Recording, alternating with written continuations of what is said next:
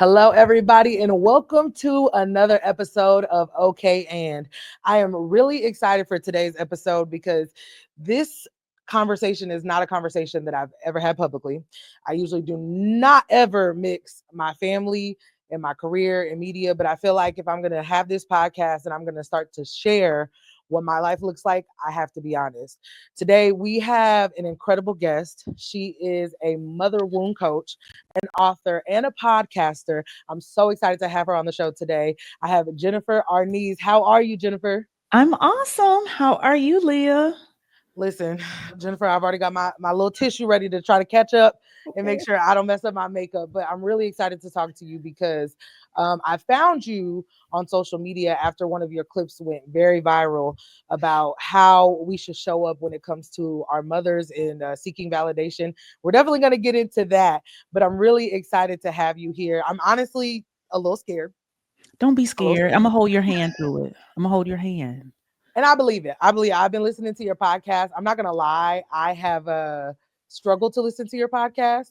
Not because I don't think the content is good, it's just because there's a reckoning within myself that I have to listen to your podcast and to feel all the things that it makes me feel.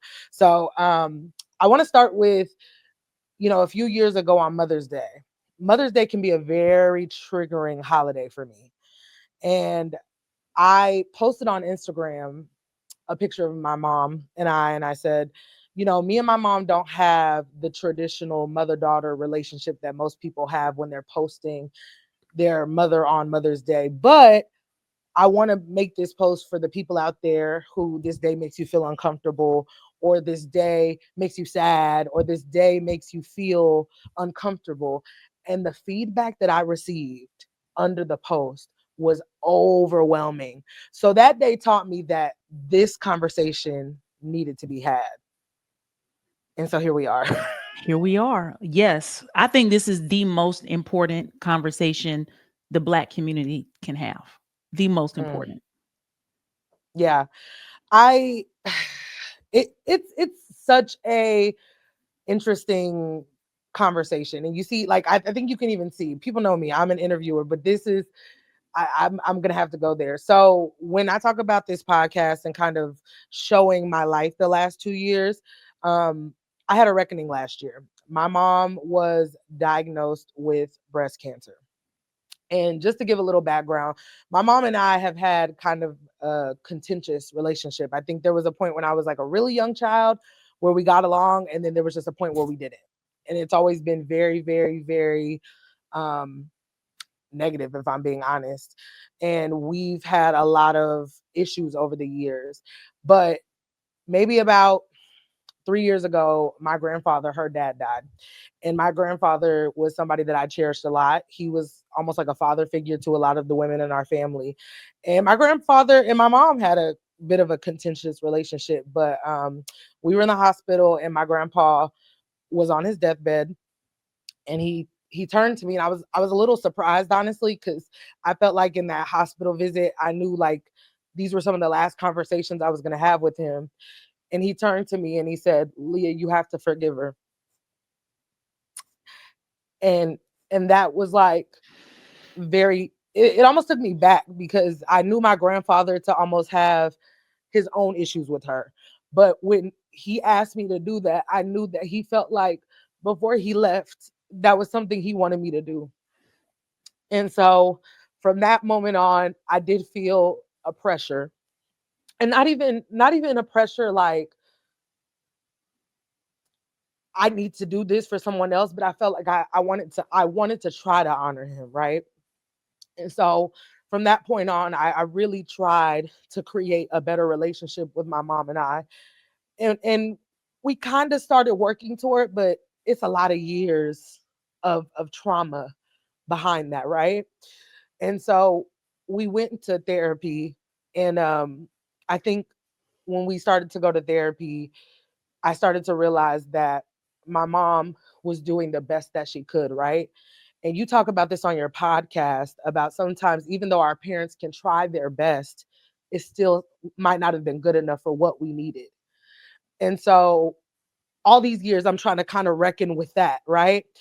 And then my mom last year gets diagnosed with breast cancer. And I'm gonna be honest, Jennifer, I was in shambles because I didn't really know how to put all the things I felt. I thought about, okay, if my mom dies from breast cancer and our relationship has been as bad as it's been, does she die? And I think that I didn't try hard enough. Does she die and I failed what my grandpa wanted me to do? Or is it, are we at peace with where we are?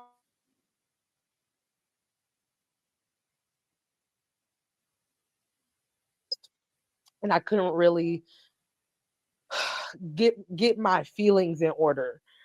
And so I realized that I had a deep mother wound. And I saw your post around the time that this happened. And I was like, wow, there are so many things that I wanted validated. If this is really the end of my mom's journey, right? If this diagnosis, because this is when she first got the diagnosis. So, of course, you're thinking of all these things, right? And I'm like, how do I heal these things, especially if my mom is not in the space to give it to me? How do I go on when I'm trying and sometimes the trying feels like a brick wall? How do I reconcile the little girl in me who wishes, even in this moment, that my relationship with my mom could be different and would have been different? And so there's a conversation, like you said, that our community has to have. And part of the reason all these years I've never spoke on my mom's relationship was because I felt like I had to protect her. I felt like there was no way after my mom took care of me, fed me, bathed me, provided for me, that I could ever open my mouth to publicly speak against her. But I know that there's someone who's like me. I have friends like me, and we have conversations on the phone that we would never tell anybody else. And now I just feel like now more than ever is so important as Black women are getting therapy and we're learning to love ourselves and we're learning to step into who we are, that we have these conversations. So I just want to thank you for being transparent about your experiences, using your platform to do this work, because even one video from you helped me in my season where I'm clearly still trying to figure it out. So now that I've given you my life story, I want you to tell me what made you start this space and what made you comfortable with sharing what little Jennifer maybe never wanted to tell anybody. For me, before I got on the journey, and first of all, thank you for sharing that. And Thank you. what you're doing right now, before I even speak, everything that you just said freed you. Mm, And this is my exercise. If you've been listening to me, you know I give homework, right? When this yes. is over, I want you to go back and listen to this, which you might not want to. You might be like, no, I don't even want to Mm, hear it, because you're going to go back. And when you watch it, you're not going to see the adult Leah. What you're going to see is the little girl Leah. You're going to see her innocence. You're mm, going to see her caring heart. You're going to see her genuine desire to be loved and how much mm, she loved her mother. And it's going to get rid of so much guilt that you have, because you're going to say, mm, oh, she's just a girl. She's just, oh, that makes perfect sense. Like when you see me or hear me talk about my experience, you're not judgmental of me. You're like, right. oh, that is great that she's talking about that. But there's a judgment we put on ourselves.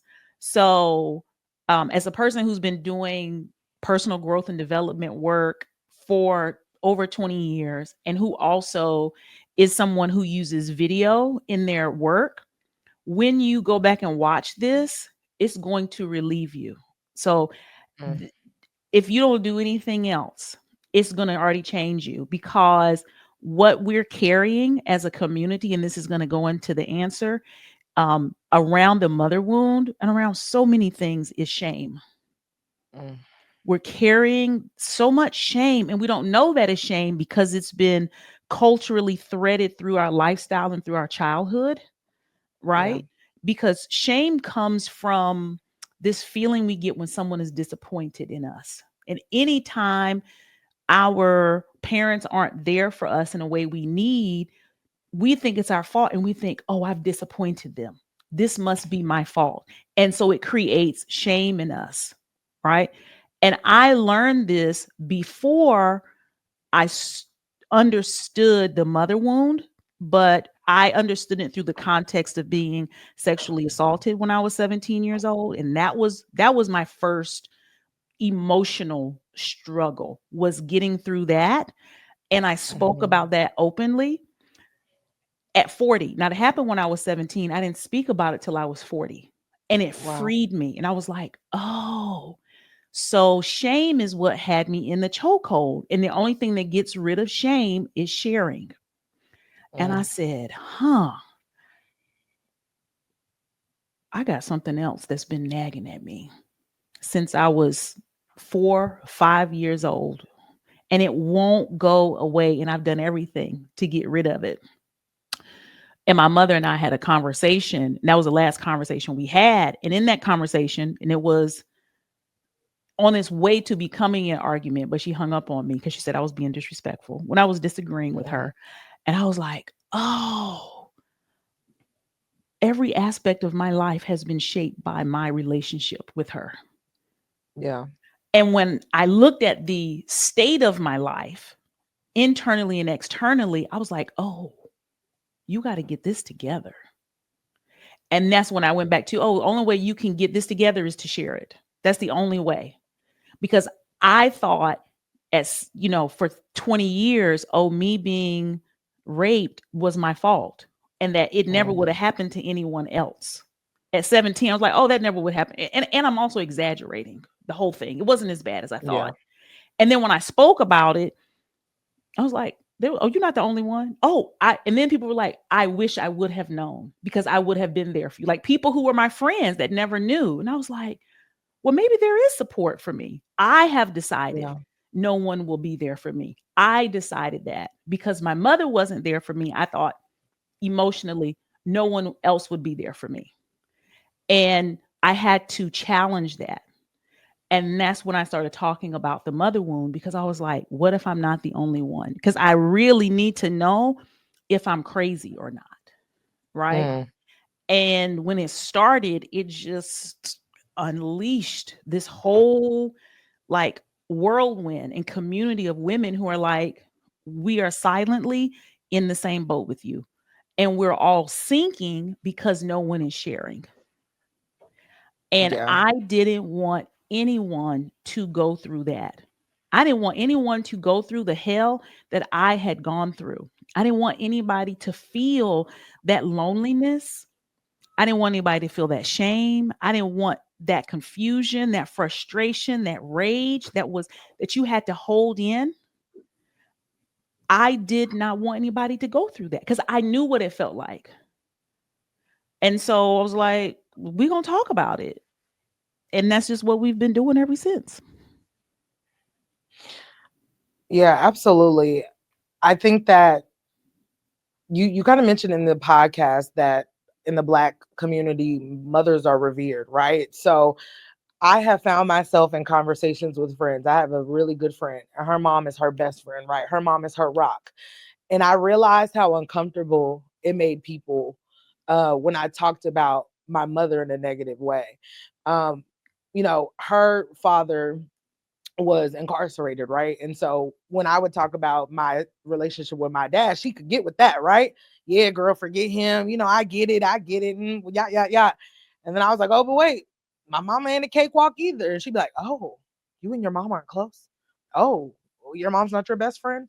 Oh, you don't invite your mom to your birthday parties. Oh, you don't, and I felt a sense of uncomfort because I was like, oh, this is not something that we share and talk about with people. This is something that people look at you upside your head like you insane.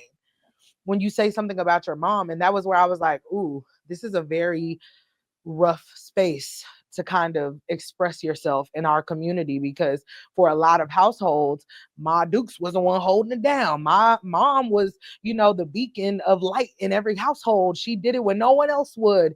And while all of that is true, it doesn't mean that she didn't traumatize you in the way. Two And I things didn't even can be true at realize. one time.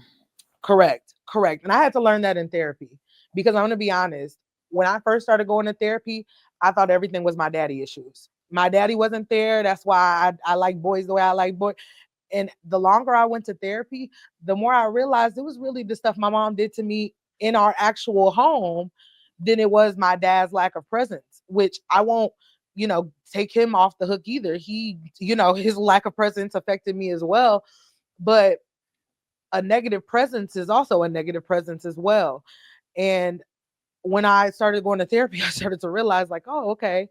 I had a therapist tell me, I remember we were talking kind of about how my abandonment issues kind of connect in dating, but also in platonic relationships, right? The standard that I expect of people to stay by me, um, and the loyalty I expect from people at every level sometimes is not realistic, right? And so the therapist was like, "Oh, well, it's because you got abandonment issues." I said, "Who has abandonment issues? What are you talking about?" And I was like, and she was like, you have them from your father, and you really have them from your mother. And I was like, I'm sorry, because again, in my head, it's my mom. My dad didn't stay, my mom did. She My fed me, mom she was kept, here, she put right? me in Yes. soccer, she put me, my mom didn't abandon me, right? And she said, let me ask you this: have you ever felt mentally, emotionally, or physically abandoned by your mom? Shut me the hell up. I couldn't say nothing, Right. because she was right emotionally and mentally. My mom wasn't there. And so I realized that we in the Black community sometimes chunk up abandonment or lack of presence To as physical. abandonment. Yes. And that's not just it. Right. Parents are so much more than physically standing in your presence or money. You know what I mean? Time, energy, effort is so important, Yes. but we don't consider that. No, yeah.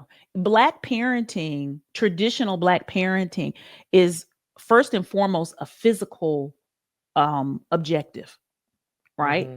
It's food, it's clothing, shelter, and that's rooted Hmm. in chattel slavery, right? That's Come rooted in on. systematic racial oppression because literally we had to physically survive. Yeah. So there was not a space. There was not anything you could check off the box for. Are you sad? Are you Mm, discouraged? Because our parents were sad and discouraged. Oh, you couldn't really have a conversation with your kid when they came home and they would say, well, the teacher was unfair to me. The kids were unfair. They hurt my feelings when they weren't being nice.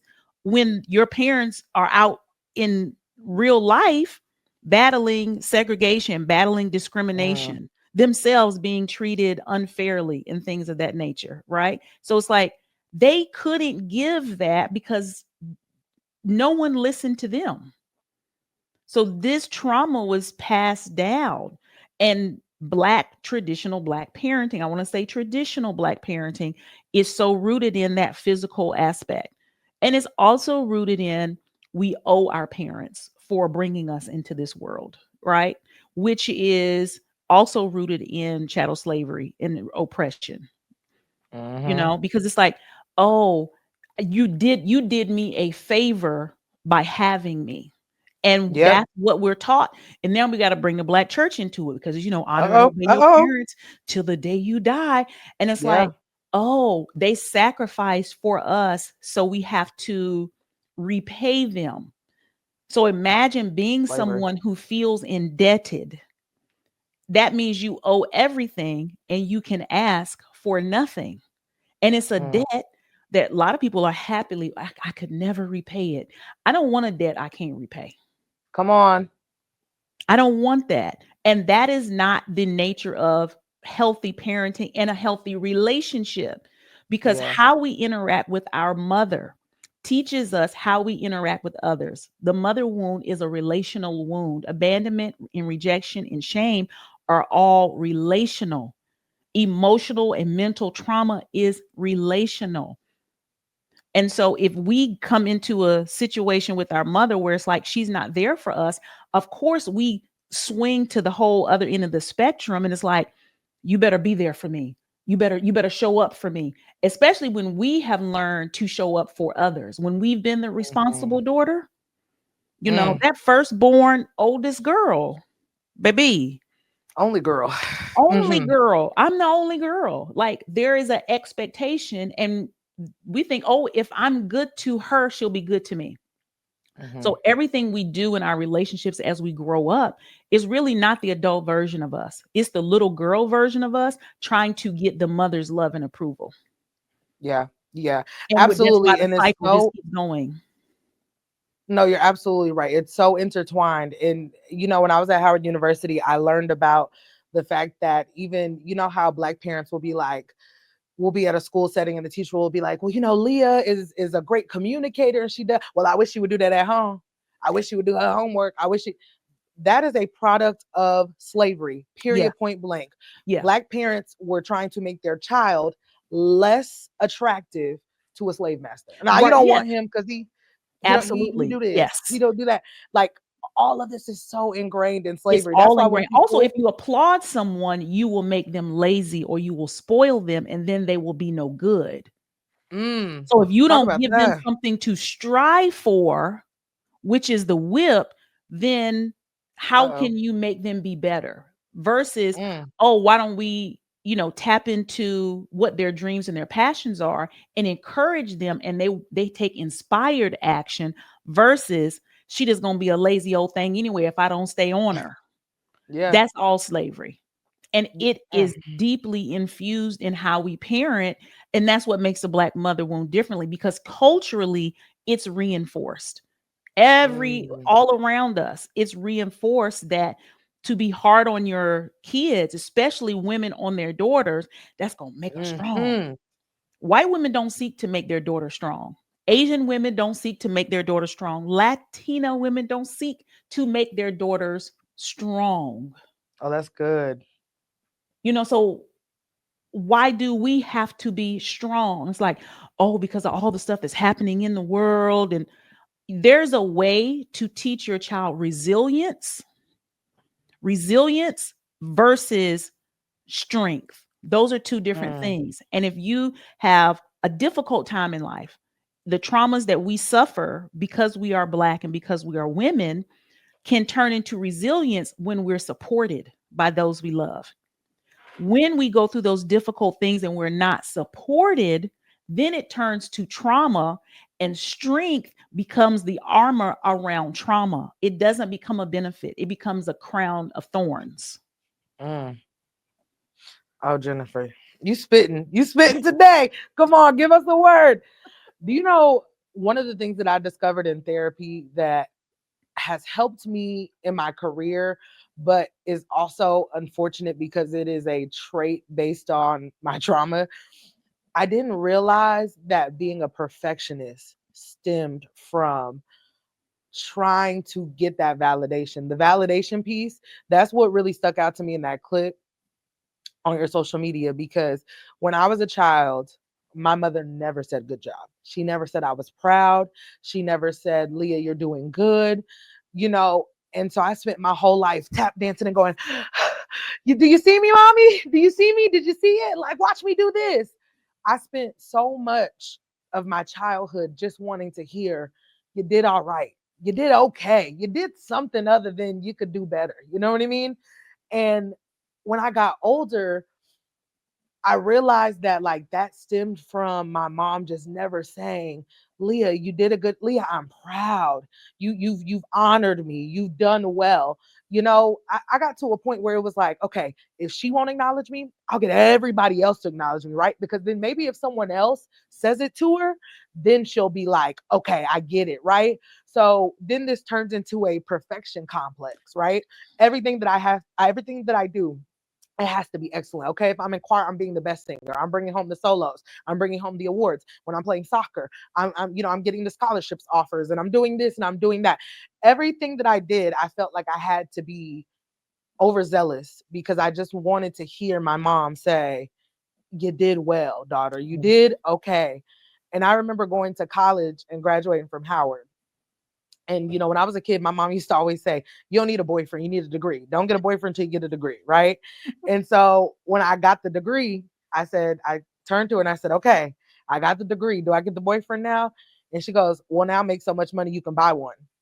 And I was like, "Girl, are you even proud of me? Are Like, are you you proud even of me? proud of me? Yeah. And Are you she even couldn't proud?" give you what she didn't have. And I think the difficulty Mm, in that is, again, two things can be true. Her in her own humanity, she couldn't give it, but it yeah, doesn't mean that you don't need it. Right? yeah. And she did cause a harm in you that she can't fix. And that's why Mhm, healing the mother wound really has nothing to do with your mother. It has to do with the relationship you build with yourself. Because in all of the, and I think language is really important. I talk to my clients and my students about this all the time. Like when we say perfectionism, that's just a great way to say it because it makes us feel like we're a good person, right? When the mhm, true, what we really feel is unworthiness. And I think if we take out the word perfection and we say, oh my God, in everything I do, I just feel so unworthy. I just feel mm, unworthy. I just have to keep going and going and going. And I can't make a mistake because I feel unworthy. That is the truth. It is not mm. because I'm a perfectionist. That's not even a real word. Like that's a word that somebody made up to Mm, bypass their own trauma. Right. yeah. So when we can look at it and say, oh, am I behaving right now like I'm unworthy? Mm, You can then switch and center yourself and say, I'm somewhere in this behavior, I'm abandoning myself. mm, The thing that I want from her, I'm not even giving it to myself. How am I abandoning myself? Like, now, what would it feel like in this moment as I do this thing, right? What would it look like if I accepted myself here? Like, if I congratulated myself on how far I came right now, how would that change how I feel in my body? How would that mm, impact the next decision that I made? How would that impact the people that I interact with and how I show up if I go ahead and say, good goddamn job, girl, you did that. That is awesome. I am so proud of you. Like when because then this there's a whole conversation about decentering men right now in mhm, romantic relationships. And it's not just about men, it's decentering everyone. Imagine decentering your mother because the perspective that we have of her is a romantic perspective. It's not a realistic one. It is a mm, Disney fantasy that she yeah. will come to save us. Our mother is the knight in shining armor. And it's Mm, like, oh, if I'm good enough, if you want the actual man, women are taught to be weak enough. Or if I'm weak enough, he'll come and save me. For our mothers, it's like if I'm good enough, she'll come and embrace me, right? And when we center ourselves and we stop treating ourselves how our mother treats us, all of that shifts. And that sense of loneliness goes away because we learn to regulate our own emotion and our own perspective. So I think that is like a super important thing to understand. But in order to decenter her, you have to give up the fantasy. mm, You have to give up the fantasy because the fantasy tells you she's the only one who can make me feel loved. mm. She's the only one that can Jesus. make me feel valued. She is the only, without her, it's not possible. And that is not true. That's when we come into the psychology of it. Your mind does not know time, it does not know space, it doesn't know who is who, and it doesn't know what's real and what's not. It wants to be loved. And for it to genuinely get its emotional needs met, it doesn't care who it comes from. So you become your mother because we have attached what mother means. Mother means acceptance, nurture, care, support. We've attached that to the word mother. And it doesn't have to come from our mother. It doesn't make us a better person if it comes from our mother. Mm. It mean less if it comes from us. You know, having a mother that you're close with is a lot of people's flex. You Oh, know what I mean? It's like me and my mother, we get along. We're so and if you have to flex that, it's not all you think it is. We just only see the surface. That's like when somebody like my man, but you don't really know what's popping behind closed doors. yeah, And we're that's not real. saying everybody doesn't have not some people do have a great relationship with their mother, but if you have a real healthy relationship, then you can also understand there is conflict. There are Yeah. growing pains in that. You know, when people come into my comments and send me messages, me and my mother are perfect and our life is good, and they're like triggered by what I say, I'm like, Mm. yeah, there's something there, Deeper. but you're not ready to see it because it's the greatest pain of a lifetime, right? Yeah. But being able to come through it is also the greatest. It's like winning a lottery because you're like, oh, I thought this thing was it and it's not. And when you center yourself and start to give yourself what you need, you can then see your mother as a person. Yeah. And it's not about forgiveness. It is just about, oh, that's where she is. That's what happened. You can make peace and have compassion and have grace, but only after you have it for yourself. You cannot extend compassion and grace and acceptance to your mother if you haven't given it to yourself. It will be a Mm. lie. It will be performative. It will look good on the outside, but you will still be in the bathroom, curled up in the corner, bawling your eyes out because it's like, it didn't help. I gave her everything. Why didn't she? Yeah. It's not that. And for you specifically, because I get this a lot about daughters who their mothers may be sick or their mothers may have passed on. And it's like, how do I reconcile in this situation? And it's Yeah. not about her. You have to decenter her. Healing your mother wound is not about her. I haven't Mm. spoken to my mother in 10 years and I'm healing my mother wound. It's like she doesn't want to speak to me. I'm not upset because I'm like, "Oh, if if you love someone, you want them to be happy, right? Right. Really, truly. She's happier not speaking to her children. Mm. That doesn't mean anything to me. I feel like I'm giving her a gift by respecting that. Mm. That's a And reframe. it's all a reframe. Everything that we're going through is a perspective, right? Yeah.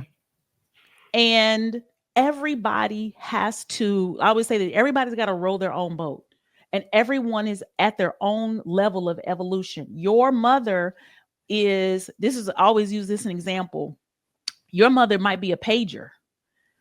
You are iPhone 16 Pro Max. Mm. You don't try to FaceTime on a pager. You don't have a phone call on a pager. Like we have a different level of emotional technology. Our programming can be updated. So if you really think about it in that way, we can say, oh, this is really all she can do. And we can take away like, oh, well, she's my mother. She should do this. It's like, oh, I've been expecting water from a dry well. Doesn't mean Yeah. I shouldn't get the water, but I can't FaceTime on a pager. But I Yeah. can say I love you on a pager. The communication has to be much more simple. It has to Yeah. be much shorter. Does that make sense? No, absolutely it does. And honestly, I think that's where in my journey I got a lot of freedom. I think I was really stuck for a long time on what I thought our relationship should have been. One of the first things I ever told a therapist when I started doing therapy was, it bothers me to think that if my mom dies tomorrow, I don't know who she is. I don't know who she is as a person. I don't know her favorite color. I don't know most of her friends. I couldn't tell you a lot of moments from her life. And that bothers me. And Why does that bother I you? Why did that bother you? I think because the idea of having a mom and just not like that relationship not looking like what I thought it should look like, or what it was, or what I desired it to be. Not even the look of it, what I truly desired. You know what I mean? My mom was extremely close with her mom. And I think that's, an interesting, you know, thing. She doesn't have a mother wound that I know of, at least. She is very admirable about her mom. So when I think of our relationship, it's quite the opposite of the experience she had with hers. And so, I would love to be able to call my mom and talk to her about things that are going on in my life. Or I would love to have a relationship where, navigating some of life's hardest decisions, I could have called her and been like, what would you do? What has life taught you? What is the thing on this journey of life that you could pour into me as a mother? And when I think about her not being here anymore, it used to make me sad to feel like I don't know anything. And maybe I honestly got peace partially about it because my mom is trying a little bit more now. You know what I mean? After we went to therapy and I expressed to her that's what my grandfather wanted, I think that was a turning point for her, because her father, who was the last immediate family member she had, all of her siblings and her mother are gone. I'm it as far as her bloodline. And I think for her, she realized it's me or nothing. And so I think she's been trying, and I can give my mom that, and I respect it, because even her wanting to go to therapy, my mom was born in the 50s. I didn't think she was going to go to therapy with me. I give her that. And even going to therapy with her, it really unlocked the she was really doing her best. She didn't get a lot in her cup. And I think, sometimes we use that excuse to kind of excuse behavior. But that therapy session taught me otherwise. Because when I was telling my mom, I was like, you never really said you were proud of me. You never said that you love me. You never said you were happy. Like, you never, all the things that I did and I've accomplished. You've never just called and said, hey, you're proud. And she said, well, nobody ever did that for me. My parents didn't do that. That was not something that we did. And that moment for me was like, Leah, you're living your whole life walking in trauma, and this woman is just repeating what was done to her. You're literally living her own experiences through her now. And so it gave me a sense of peace that if my mom never changes and we never grow more than where we are, I can accept it. But that doesn't mean that little Leah doesn't still have the desire for it to be better. Right. And what I how I want to add to that and add some color to that is what a little Aaliyah wants is to still feel, not only want, she needs to feel seen, loved, and heard. Mm, And what you have to teach her is it doesn't have to come from the traditional source. yeah. Because if she keeps feeling it has to come from that traditional source, there's going to continue to be a rub, and it's going to creep in the interaction, like, let me rub up on a real slight, like, maybe I'm not even going to let her know that's what I'm trying to do, but I am doing it. And in those ways it is manipulative, right? Mm, Because it's like I'm trying to get my need met on the sly. mm. And that is still a form of rejecting and abandoning ourselves, because what we're saying is, I'll take less. I'll take what I can get. Oh Lord. And when you begin to take what you can get in that first relationship, because our mother is our first relationship, then we can rationalize taking what we can get in other Everywhere else. relationships. So My it is a God. very slippery slope. You have to be, that's why I share so vulnerably. I'm so transparent, because this is my sobriety, Mm, right? Having a mother wound, and a mother wound is a spectrum. Having a mother wound is like, it means not having full autonomy. My audience, my clients, my students have an acute pain, right? They have an mm, acute pain in this toxic, painful relationship with their mother. And that acute pain, I'm giving it to you from a physical perspective. That acute pain, they have begun to self-medicate with Mm. the drug of people pleasing, hyper independence, Oh Lord. overachievement, right? Which is codependence. They've self medicated with that. And now we've become addicts, right? So we're addicted to this. And that's why I say you have to be very careful, because an addict can't go into the bar. That's why how I look at it. Like, I can't go into a bar where everybody's drinking. I can't Yeah. be in that environment because I have to be completely sober. Because once I take a sip of people pleasing, I'm a spiral out. I'm gonna wake up the next morning with my underwear on my head. You know what I'm saying? Because Right. it's a high that Yeah. I'm Bro. chasing. That's why I tell people who don't want to set boundaries, because they say, "Oh, I feel guilty. I don't want to feel guilty." Guilty is another word you use to make you feel like a good person. Like, I don't want to be a bad Mm. person. Don't make me guilty. No, you don't want to feel withdrawal. Oh When you set a Lord. boundary, you go through withdrawal. And that's why it's so important you have a support system when you're healing. You cannot do it alone. Like, my community of, right, like almost 100,000 women, it's like we're not in AA, we're in MWA. We're in Mother Wound Anonymous. And Yeah, I'm and there. right. And my thing is not, oh, how can you be perfect? How can you get past it? It is, how can you practice sobriety every day, day by day by day? Like, an alcoholic is always an alcoholic. A person who's a true addict, they can have been sober for 20 years. They're like, I'm an addict. I Yeah. practice sobriety.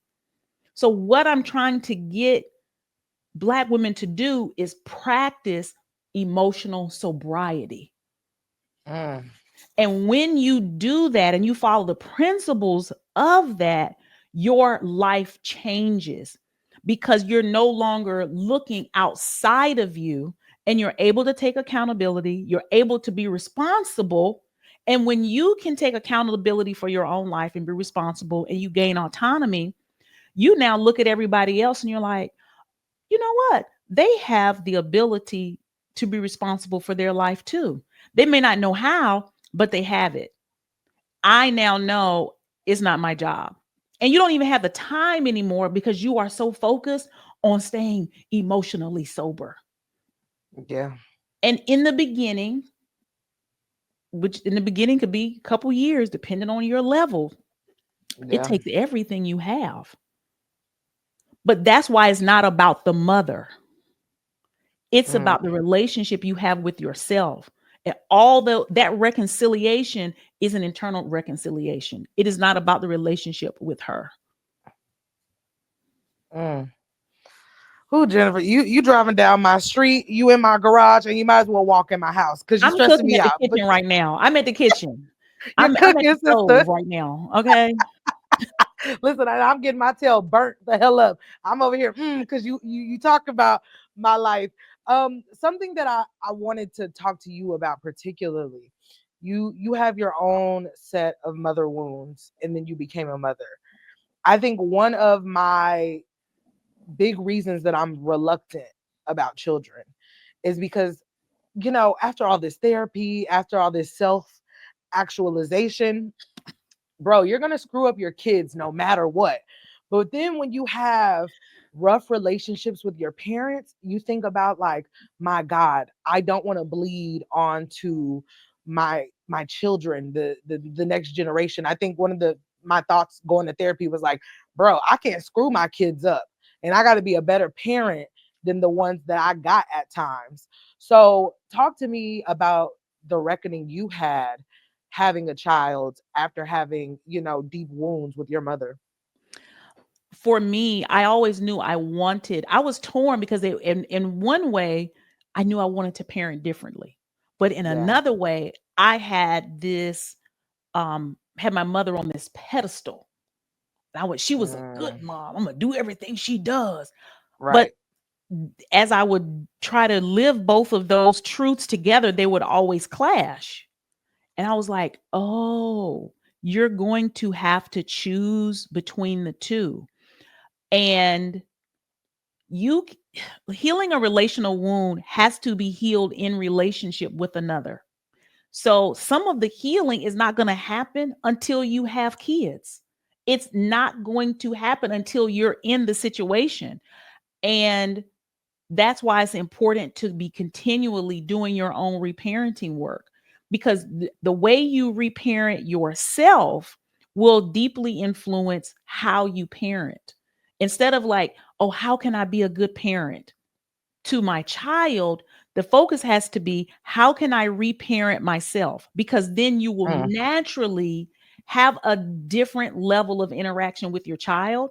And you have to be committed to not being, I always say, not being a generic parent, right?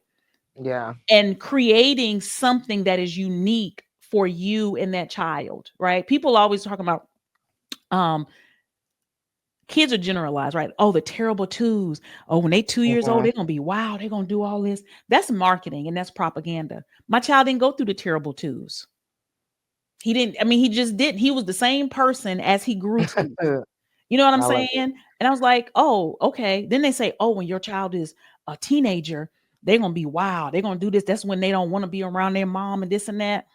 My son is 17, and if y'all follow me online, you know my son is like a man. He's like a 70-year-old man. He's a boxer. He wrestles. You know what I'm saying? He's a intellect, all these kind of things.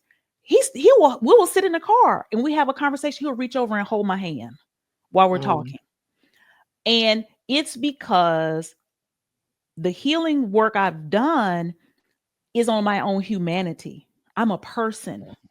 And this, the number one thing I can say is to share your life with your kid. Like, you know how you didn't hear a lot about your mother's life? I didn't hear a lot about my mother's life. yeah. And I think they felt like, again, parenting is adversarial.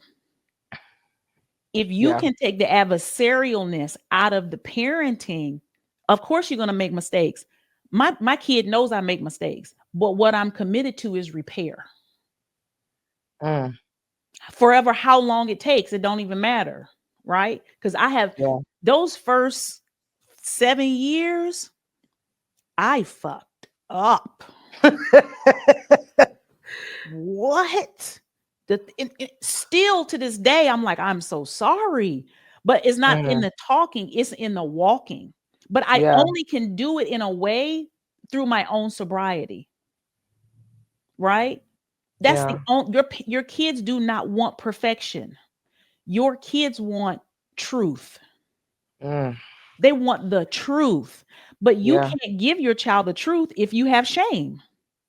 You can't give your child an anti-adversarial relationship if you have an adversarial relationship with yourself.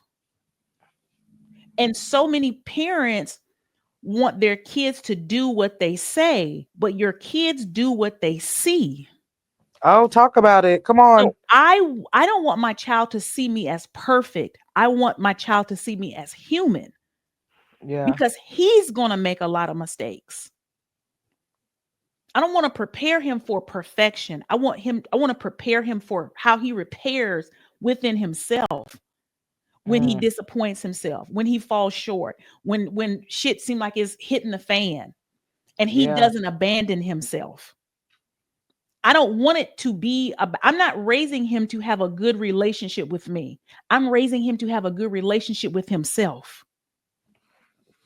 Come That on. is the gift of parenting. That is a responsibility of parenting. It is not about he gets up and says, my mother did so much for me and she sacrificed. I already told him, I said, because you're going to be somebody and you're going to be on stage. Do not go up there and talk about, she gave her everything and she worked 6 jobs for me. Don't tell that story, because they're going to try and trap you because you're a black boy raised in a single family household. I want you to talk about how much fun we had, how smart you are, how smart your mama is, all the Come things we used to on. do, and the good times we had. And you can say she has grown, right? Yeah. But it isn't this, because we put our mother on a pedestal, but it's also we objectify her. Because when you put your mother on a pedestal, oh, she can do no wrong. You create an environment for her where she can't do any wrong. She can't make a Mm, mistake. She can't grow. So actually, it really is not good for her either to be put on that pedestal, because it's like, oh, everybody's watching me. If I make a mistake, they're going to do this, they're going to say that. But when you can let her just be, it's like, oh, I'm a human being who had an egg and some sperm come together 9 months. You came out. You are your own person. I'm my own person. Right. yeah. That does not take away everything I have going on. And so I think that's what I want people to know through parenting. But you have to be just doing your own work. The better your Mm, relationship you have with yourself, the better your relationship will be in parenting. It is very simple in that way.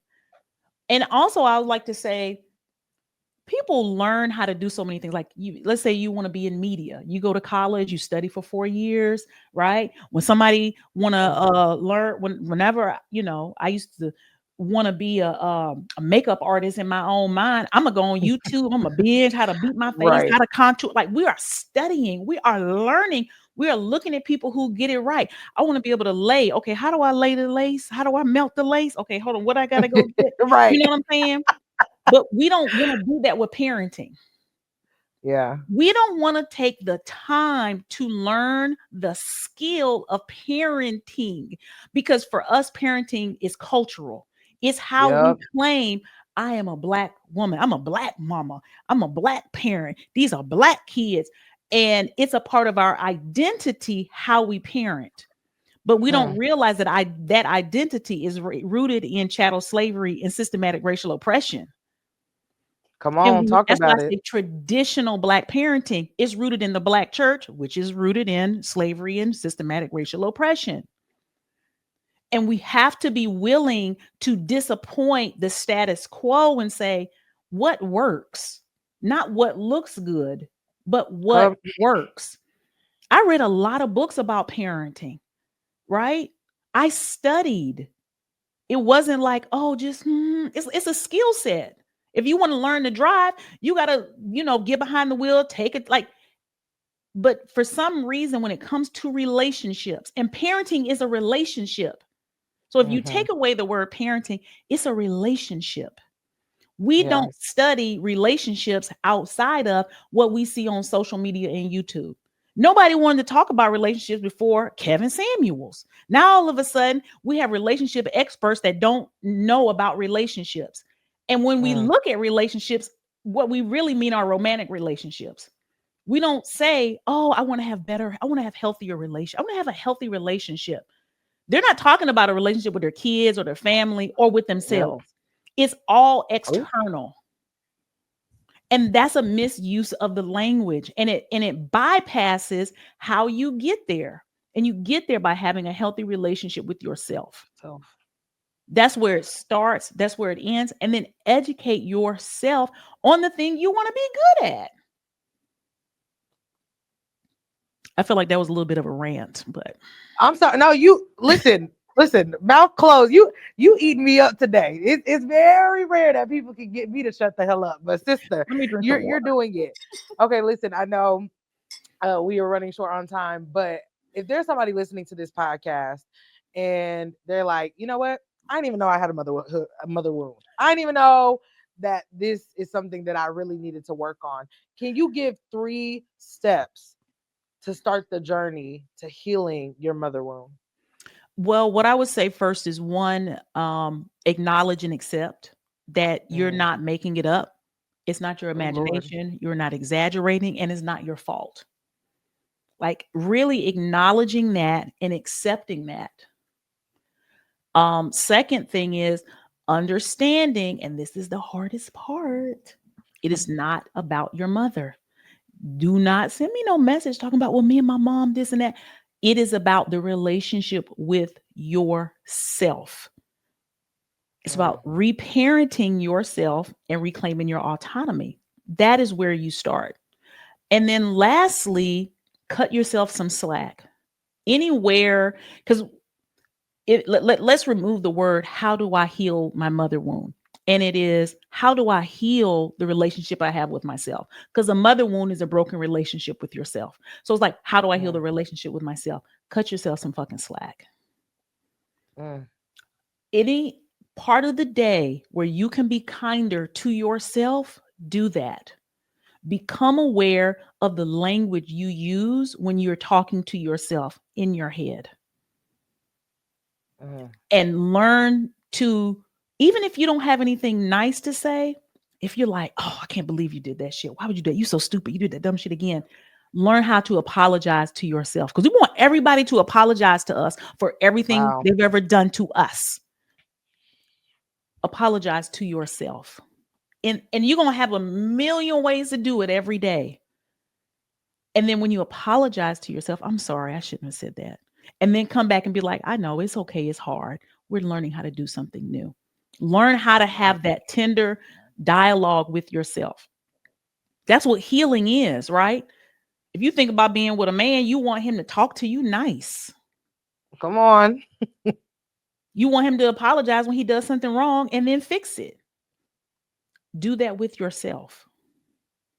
And as you practice that, you're going to see how your perspective shifts, how your body feels, how you start to sleep better at night, how you have more ideas, you're more creative, how certain people you might want to be around, it kind of agitates you right now. You want to be around them. It's like you start to feel another level of peace. You start to trust yourself.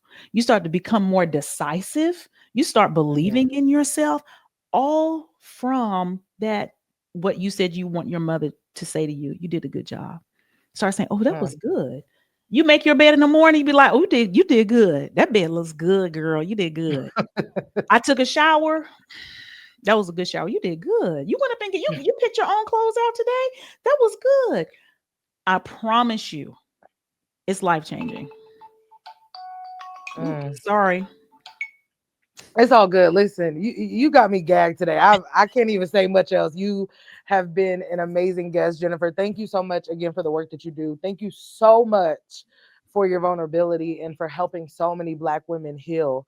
Um, let everybody know where they can follow you, where they can listen to the podcast, and anything else, where they can book you and get personal one-on-one coaching. You do it all. So can you let everybody know where they can get that information? Absolutely. The easiest way to find me is go to my website. It's jenniferarnise.com, Arnise. You can find me on Instagram at Black Mother Wound. That's WOUND. And you can find me on YouTube. I have a podcast there, video podcast, and Jennifer Arnise is the same.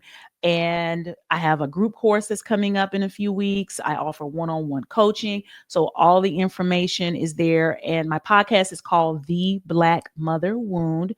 It's on Apple, it's on Spotify, Amazon, anywhere you listen to podcasts, you can find it. Black Mother Wound. Yes, ma'am. And listen, don't go there if you don't want your edges peeled back blue, because that's Listen. exactly. Don't say that I pull edges back. I moisturize edges. It's a Yes, you do. moisturizer. Yes, you do. It's a Yes, hair you do. You peel growth. them back a little bit, they recede a bit, and then you just oil and massage it Right. so Yeah. you get I them think it come together. back healthy, Yes, amen. Prosperous edges, prosperous, and but healthy. it's it's Yes. it's it's needed. So again, I thank you for all the things that you have done for me personally and just helping me understand myself and my healing journey. So I appreciate you being on the first season of my podcast. This was a really important conversation, and I didn't trust it with anybody but you. So I appreciate you. Thank you for trusting me. You're doing a good Absolutely. job. Th- Thank you. I'm You're trying to doing do a a good really job. good job. It's amazing. I'm proud of you. I really am. Thank you. I Yes, appreciate that. absolutely. Yes. If you don't do another thing, girl, you already did it. Amen. I received that. That's right. Thank you so much. I You're appreciate welcome. you. Well, listen, make sure you guys like, subscribe, download these episodes of Okay. And of course, we're going to put out a new episode every week and we're going to give you all of the details. So make sure you keep it here.